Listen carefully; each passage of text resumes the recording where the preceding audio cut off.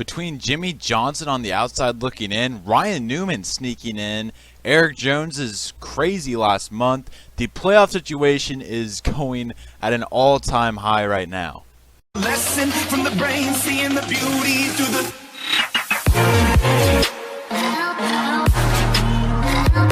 What's up, YouTube? Welcome back to another video. I want to quickly apologize. Hold on, let me fix my... There, alright.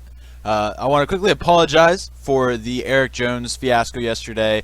I had been gone all weekend last weekend and was not really paying attention to the news. I happened to check J-Ski and it said, Joe Gibbs talks to Erik Jones extension, and I read the title out loud, and my friend was like, "Oh yeah, I heard about that," and I don't know why, but I took it as he was re-signed without even reading the article.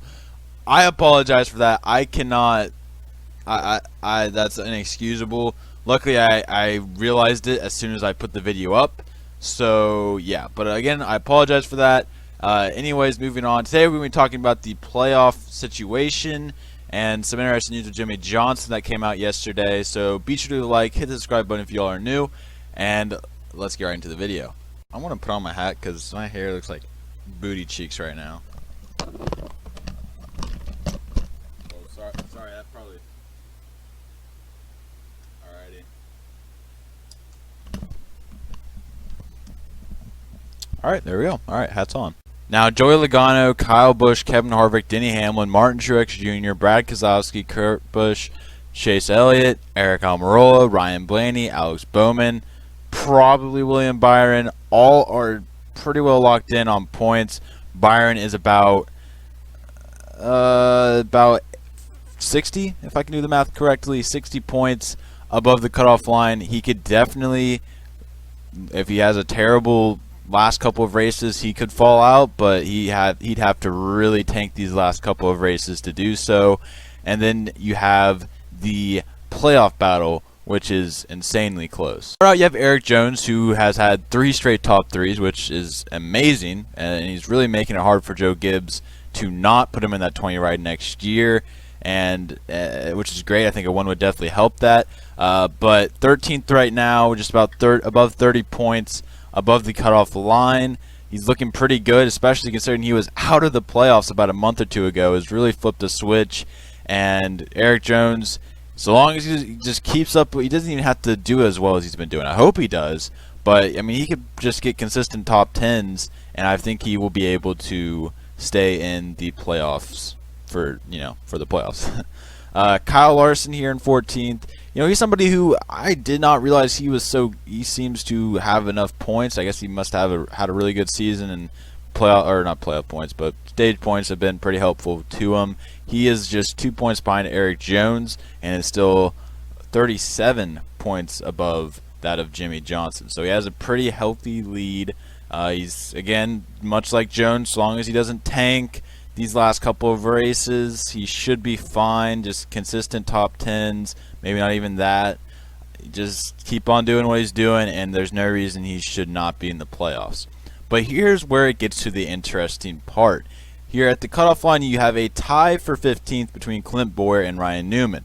Now, Ryan Newman is a driver that nobody saw. I mean, maybe somebody saw him sneaking a win, but nobody saw him pointing his way in to the playoffs. If you saw him in, you saw him somehow getting a win. And he is pointing his way into the playoffs with a Roush Fenway Ford. That's crazy to me, how he's turned around that 6 program. Shout out to Ryan Newman for that. He is somebody who is actually on the uptrend. Clint Bowyer is somebody who everybody saw just about 2 months ago as a lock for the playoffs. He is now 12 points above the cutoff line, battling with Ryan Newman for 15th. And he is on a downtrend. He didn't have the worst race at Pocono. Pocono is a pretty good race, but New Hampshire had a pretty bad race. Kentucky was not his best race. I mean, I think he still didn't have a terrible race, but was not his best race. And he's just had a string of terrible races, and there's no reason to believe that it will stop. Hopefully it does, but he has not had the best of seasons so far, and if he keeps up this trend, Jimmie Johnson can definitely take that spot from him. And I know this sounds crazy considering Newman's driving Fenway equipment. Clint Bowyer's driving Stewart Haas equipment, but I would say it's more likely that Johnson takes that last spot from Bowyer than Newman. Newman right now is consistently getting results. He has not finished outside the top 25. Now that I say that he will, but he has been able to finish the race, and that is something that has got him to where he's at today. He finishes every race, and assuming he keeps that up, I don't see any reason why he should not be in the playoffs. Clint Bowyer, however, is a driver who has not been finishing races, who is on the downtrend in the points, and that is why I think Clint Bowyer is probably the more likely driver to be kicked out of the playoffs. In order for them to get kicked out of the playoffs, they have to be kicked out by someone, and that someone is Jimmie Johnson. Daniel Suarez, if he goes insane, yes, he can definitely make it, but he would have to go insane, maybe win a race, who knows. But he would have to point his way in, he would have to go on a tear, as he's about 30 points behind the cutoff line, which is, again, not impossible, but very improbable. So we're going to focus on Jimmie Johnson here. Now, we do know the recent news that the former crew chief, his first name's Cliff, not sure what his last name is, but their former car chief is now their crew chief. Kevin Mindering has gone to a senior something position and will not be the crew chief of the 48 team.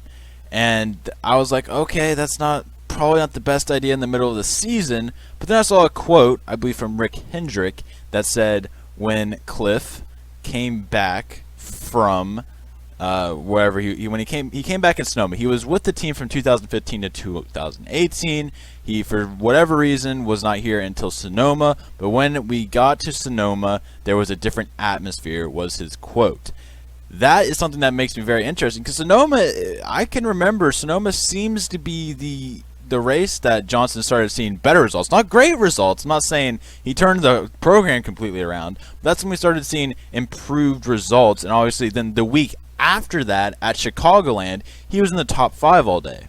So I'm not saying that I'm going to expect this new crew chief to completely turn around the 48 program and turn him into the 7-time champion that Jimmie Johnson was. But what I'm saying is he definitely, as a car chief, was able to improve the results of Jimmie Johnson, and as a crew chief, who knows? Maybe he can do even better. I mean, again, it's something that we have to wait to see. There is no way to tell. I don't think he's ever been a crew chief, so we'll see how this turns out. If it turns out well, who knows? He can sneak in. I do want to end on a little broader note, and that is about the playoffs. And a lot of people have been negative about the playoffs. I was sort of negative about it at the first, but it's definitely grown on me, and I've become a playoff supporter. And I know there's probably people that are not going to like that. But, I mean, look at this playoff battle. It has created a race within the race. The last couple of races, if we count the last races, the last 2 races when Suarez was still in it, which he, I guess, technically still is. But, I mean, we had a Suarez, Johnson, Bowyer, Newman, Jones, Larson, and Byron even was in there. All of those guys, that's what, 8 guys were all battling for that playoff spot, and that is something that would never happen if we went 1 through 36. And it is, like I said, it's created a race within the race. It's created new strategies, and it's crazy to me how people can still knock it because of that, because it has honestly made racing. I have to watch every race because I have to see what happens to Suarez, Johnson, and all of those guys. I have to see what happens now, and it's sad to see people like that, but it happens. But I think at some point in the not near, but in the future, I will make an entire video on why I believe the playoff system is actually beneficial. But right now, there's a little teaser on my thoughts on the playoff system. But that's really all I got for today. If you guys did enjoy, make sure you leave a like, hit the subscribe button, comment down below your guys' thoughts on the playoff situation right now, and any suggestions you guys have. I have videos. I actually have a new series coming out that should basically take up pretty much every day, so it should be a daily thing, hopefully. And obviously, if there's something crazy that comes out, I'll make a video about it, and I'll move that new series a day back. But till next time, I'll see you guys in the next one. Peace out.